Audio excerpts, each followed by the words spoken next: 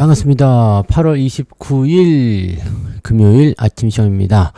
자, 어제 저녁 방송에서 말씀드렸듯이 GDP 지표가 양호하게 나왔죠? 자, 그래서 주가가 조금 올라갈 것이다 생각은 좀 했는데 아주 좋은 건 아니었던 것 같아요. 아침에 좀 떨어졌다가 장 마감 때쯤 올라왔습니다. 엔비디아는 뭐 낙폭을 조금 축소하면서 마무리돼가지고 좀 기대감이 좀 있었고요. AI 관련한 종목군들 대체적으로 좀 상승을 했어요. 그리고 반도체 뭐 전체적으로 뭐 분위기 좋았던 것 같고요. 그래서 장 마감 시점에서 일단 긍정적인 요소가 나타났고 GDP가 양호하게 나온 것도 한몫했다 이런 정도 나왔습니다. 다만 상승폭이 크진 않았고 변동성도 여전히 나오고 있다라는 거, 즉 상승에 대한 모멘텀이 아직은 좀 부족하다라는 것이 일반적인 부분이 아닌가 생각됩니다. 한 가지 더 생각해 볼 만한 내용은 뭐냐면 이제 오늘 PC 지표 발표가 되고요. 그 다음에 미국 증시가 9월 1일 날 또 휴장에 들어갑니다. 자, 이렇게 나오게 되면 오늘 지표가 상당히 중요하고 또 오늘 증시 흐름이 또 제일 중요하겠죠. 그래서 뭐 어제 조금 올라온 부분들, 이런 부분들은 뭐 당장 오늘 시장에 영향을 줄 수 있겠지만, 자, 일단 오늘 마지막 8월 마지막 미국 증시가 어떻게 되느냐에 따라서 우리의 9월 첫 스타트가 결정이 될 것 같습니다. 다우지수는 0.16 상승 마감했고요. 나스닥은 플러스 0.53, 그리고 S&P 500도 플러스 0.32 정도 상승 마감이 됐습니다. 전체적으로는 네, 상승 쪽으로 기울었기 때문에 나쁘지 않고 또 양봉 마감이죠. 자, 양봉 마감은 아주 좋은 기운을 가지고는 있습니다. 그래서 이 부분들 기대감 가지고 보시면 되겠습니다. 자, 뉴스 살펴보도록 할게요. 자, 오늘 뉴스는 뭐 많지는 않습니다. 네, 많이 나온 건 없고, 파마 리서치가 이제 리쥬란, 네, 이거 지난번에도 얘기 한번 나왔었던 것 같은데, 네, 요즘에 계속 올라가죠. 그래서, 시총은 상위 2위로 올라갔습니다. APR에 이어서 뷰티 업종에서, 네, 시총 상위 2위로 올라갔고, 파마 리서치가 계속 올라갑니다. 네, 계속 가고 있는 모습이라서, 이게 굉장히 이 리쥬란이 인기가 좀 많이 있는가 봐요. 그때 보니까 뭐 없어서 못 맞는다, 네, 줄 서서 맞아야 한다, 뭐 그런 얘기들 들었던 것 같은데, 상당히 강한 상승인 것 같아요. 자, 올해 들어서만 무려 160% 상승 마감이 됐고요. 뷰티 쪽, 네, 화장품도 그렇지만은 요즘에 뭐 비만 치료제도 뷰티 쪽으로 많이 보죠. 네, 다이어트 약품 이렇게 생각들 많이 하시던데 그런 것도 좀 있고, 그 다음에 이 리쥬란 이런 것들도 네, 진행이 되고 있는 모습인 것 같아요. 그래서 뭐 아무래도 이제 기대감은 계속 늘어날 수 있는 모습인 것 같고요. 또 한 가지는 이제 이 중국인들의 이제 입국, 네, 그 다음에 미용시술 부가가치세 환급제, 일몰, 뭐 등등등 이런 거라고 얘기 나오는데, 아무튼, 네, 여러 가지 이슈들이 이쪽과 관련된 부분에서 의료와 관련된, 의료라고 봐야 되죠? 네, 의료, 미용, 이런 쪽으로 관련된 부분에서의 기대감이 좀 커져 있다라고 합니다. 네. 좋은데요? 네, 이거 피부 쪽이기 때문에 특히나 여성분들의 관심이 더 커질 것으로 생각되네요. 요거는 근데 떨어질 만한 이유가 아직은 없어요. 이 뷰티 쪽이 정말 강력한 이유가 그런 상황들 아닌가라고 생각됩니다. 그래서, 그렇구나 정도로 좀 보시면 좋을 것 같아 보여요. 이제 뉴스 먼저 좀 살펴보도록 할게요. 네, 마감이 나온 게 있을 텐데요. 여기 있다. 뉴욕 증시는 엔비디아 실적 엇갈린 평가에 혼조세를 보였고요. 네, GDP는 깜짝 성장을 했다. 이거는 너무 옛날 뉴스인데, 그죠? 마감한 게 있어요. 여기 있다, 그죠? 아직은 엔비디아 믿고 마감한다. 요것도 있고, 요것도 있고, 네, 요거 한번 볼게요. 네, 미국 인공지능 칩 제조업체인 엔비디아의 2분기 실적을 앞두고 기대감과 경계심이 뒤섞였으나 그래도 낙관론이 우세했다. 이게 마이너스 3%까지 시간에서 밀렸었는데 0.8인가? 마이너스 0.8인가로 이제 축소되면서 정주장 마감이 됐죠. 그래서 뭐 나쁘진 않았던 것 같아요.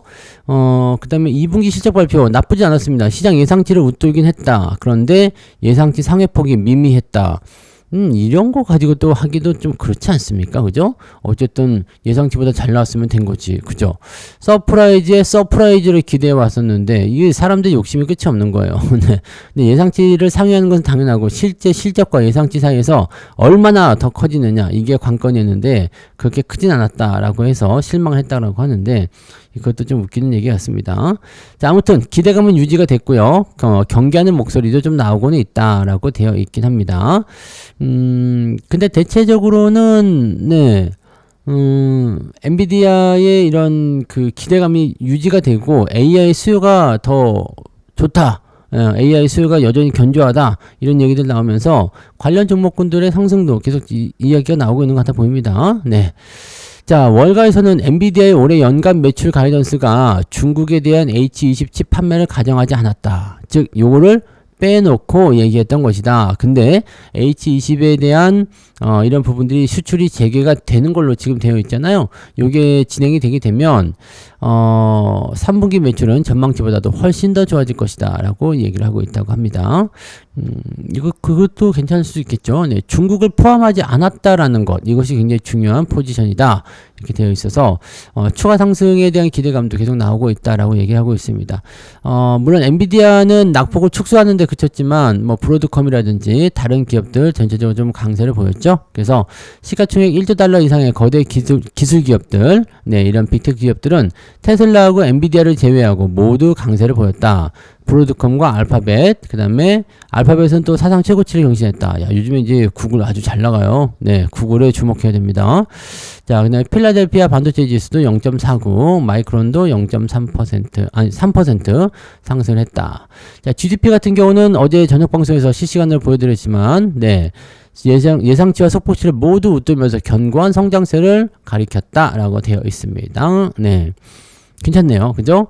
연율 3.3% 증가를 했다. 네, 시장 예상치는 3.1이었다. 좋은데요? 네, 이렇게 되어 있으면 좋은 거죠. 네, 경기가 좋다라는 것은 또 다른 의미에서 본다라면은 금리 인하 필요 없는 거 아닙니까? 이렇게 나올 수도 있는데 요거는 또 실업 지표와 또 관련이 있기 때문에 금리 인하와 관련된 부분들은 PCE 지표, 오늘 저녁에 발표되는 거, 그 다음에 다음 주에 발표되는 실업률, 그리고 그 다음 주에 발표되는 CPI, 이런 것들을 다 통합해가지고 진행하지 않겠는가라는 식으로 생각을 해보셔야 될 것 같습니다. 네. 자, 그렇게 되어 있고요. 요것도 한번 볼까요? 테슬라의 7월 유럽 판매가 40% 급감을 했다. 이거는 전기차 판매가 줄어들고 있는 것인지 아니면 네, 유럽 시장에서 입지가 좁아지는 것인지 이것을 좀 생각해야 돼요. 자, 경쟁사 BYD의 약진으로 테슬라의 유럽 판매가 또다시 급감했다라고 되어 있습니다. 유럽 자동차 제조협회에 따르면 유럽의 7월 테슬라 전기차 등록 대수는 8,800대, 전년 대비 40% 감소했다. 네. 자, 7개월 연속 판매가 감소하고 있다라고 되어 있고요. 이 기간에 유럽의 총 전기차 판매 대수는 33.6% 급증을 했다. 즉, 전기차 판매량이 줄은 게 아니라 테슬라의 영향력이 줄어들고 있는 것이다 라고 되어 있네요. 네. 이것은 중국의 BYD가 약진했기 때문이다 라고 되어 있고요. 테슬라가 BYD에게 유럽 시장 점유율을 크게 잠식당하고 있다. 우리나라에도 BYD 들어와가지고 홍보 막 들어오죠.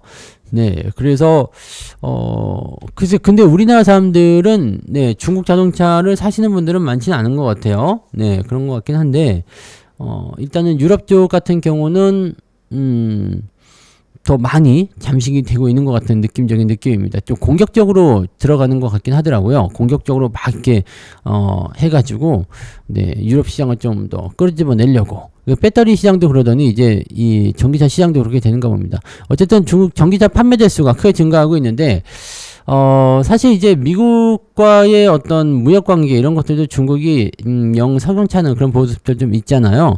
그래서 중국과의 어떤 관계를 더 높이려고 할 수도 있지 않을까 판단되기도 하고요.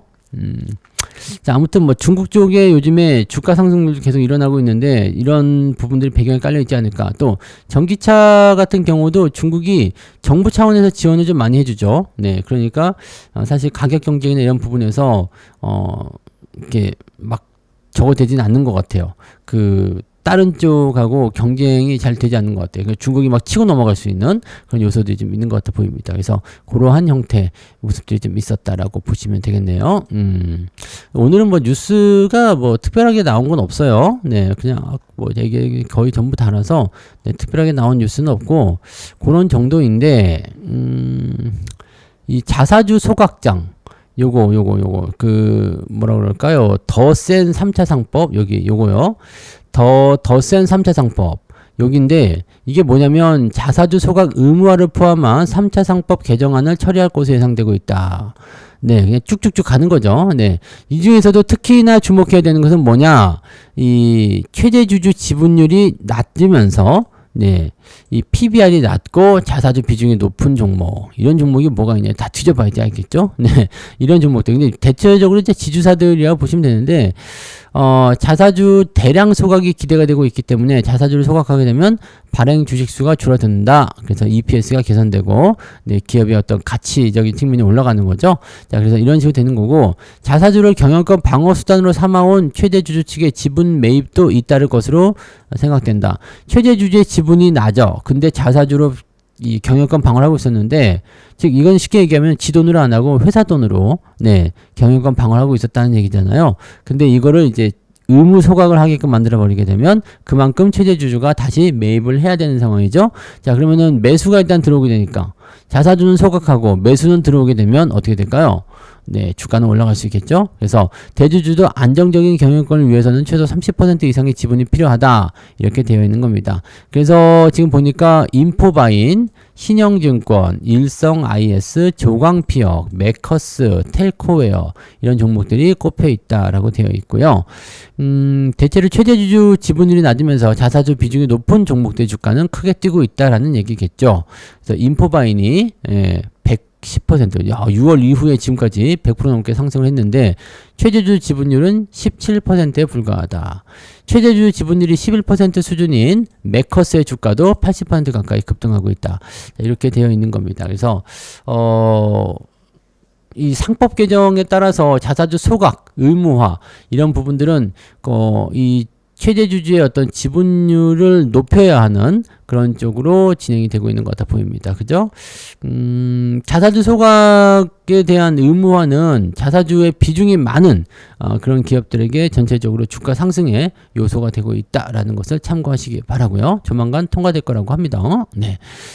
자, 그리고 또 뭐 있나요? 네. 이거 뭐지? 2배 하락 베팅. 곧버스가 나온다는데요. 네, 국장 첫 테마 곧버스 상품이 등장한다. 이 ETF가 등장할 때 이렇게 홍보가 나오는 거는 대체적으로 그 업종에 대한 뭐라 그럴까요? 지금은 이제 투자한 사람도 별로 없겠지만, 네. 그쪽의 어떤 방향성 이런 것들을 가지고 지금 보는 경우들도 많이 있거든요. 그래서 이 국장 첫 실험에 개미들이 술렁대고 있다 이렇게 하는데 방산 업종을 이제 타깃으로 삼았대요. 그래서 이걸 왜 처음으로 했을까 모르겠네. 방산이 약간 너무 많이 올랐나요? 방산이 되게 만만한가? 네, 조선, 원전, 조방원 쪽에서 다 나와야 되는 거 아닌가 싶은데. 자, 아무튼 특정 업종을 타깃으로 하는 2배 하락에 베팅하는 곧버스 상품이 나온다. 방산주가 주가 10% 하락하면 20% 수익을 올릴 수 있는 ETN이군요. ETN 상장 지수 증권. 방산업종 주도 국내 주도주 상위 10종목을 담았다라고 되어 있고요. 주가의 낙폭에 2배만큼 이익을 거두는 콘셉트이다. 오는 10월 중에 상장될 예정이다 라고 되어 있네요. 네, 이거는 하나증권에서 나오는 거네요. 네, 하나증권에서. 아하, 그래요. 네. 자, 아무튼 뭐 그런 것 같네요. 그래서 특정 테마를 겨냥한 그런 상품은 아직 없었는데, 일단 좀 봐야 되겠다. 그죠? 근데 이게 공매도라든지 주가 하락에 맞춰서 나오는 거라면 약간 부담 요소가 네, 있을 것 같아 보이긴 합니다. 그죠? 네, 이런 부분들 좀 참고하셔야 될 것 같아요. 그죠? 인버스 ETF를 준비하고 있다는 그런 소식이 전해진 시기에 운용사들은 투자자들부터 성장하는 시장을 왜곡하려 한다는 거센 항의를 받았다. 2차 전지죠. 재작년에 2차 전지. 네. 이번에 방산주 같은 경우는 네, 그냥 인버스가 아니라 곧버스거든요. 네. 그래서 반발을 사게 될 가능성이 굉장히 많다. 이것도 네, 이런 상품이 만들어지기 시작한다는 것은 얘네들이 어느 정도 고점이라는 인식을 가지고 있다라는 의미가 될 수 있어요. 네, 그래서 뭐 물론 이제 심사를 통과할 것인지를 봐야 되긴 하겠습니다만, 네, 아무튼 요건 좀 생기게 해야 됩니다. 네, 그리고 ETN은 만기가 있기 때문에 언젠가는 청산이 된다는 점에서 테마 레버리지 인버스라는 실험을 할 수 있었을 것이다. 라고 얘기를 하고 있고요. 조정장에서 일단은 대응할 수 있는 부분들이 나올 것인지 아닌지 이제 좀 봐야 되고, 시장의 포지션이 일단은 상승 종목이 있는 게 아니다. 넌 이걸 나쁘게 본다면 너는 팔아봐라. 이런 식으로 나오는 것도 있기 때문에 글쎄요, 공매도를 참여하기 어려운 개인들 입장에서는 이런 것도 좋은 대응이 될 수 있지 않을까라는 생각이 좀 들 수는 있겠습니다. 그래서 업종이나 테마와 관련된 부분에서의 이런 활용도가 좀 높아질 수 있으니까 이런 것도 좀 참고하시고, 근데 반발은 좀 있을 것 같은데, 그죠? 네. 반발은 좀 있을 것 같아 보입니다. 자, 오케이. 오늘은 그래서 여기까지 이야기 좀 해드릴까요? 네. 주말이기 때문에, 네, 변동성은 좀 예상을 좀 하긴 해야 되긴 하는데, 시장 분위기가 괜찮았기 때문에, 크게 또 변동이 있지는 않을 것 같아 보이죠. 오늘의 중점적인 요소는 3200포인트를 다시 재돌파해서 안착을 시켜줄 것이냐, 거기에 집중하시면 될 것 같습니다. 자, 그래서 오늘은 여기까지 이야기하고요. 이따가 장중 시황 때 또 다시 오도록 하겠습니다. 오늘도 파이팅 하시고요. 좋은 하루 보내시기 바랍니다. 한 가지 알려드리면, 오늘 비 오잖아요. 오늘 비가 오는 이유를 아세요? 네, 견우와 직녀가 만나서 응애 1년 만에 만났쩡 그러면서 울어가지고 그렇대요. 오늘이 7월 7석입니다. 네, 그냥 그렇다고요. 마치도록 하겠습니다. 고맙습니다.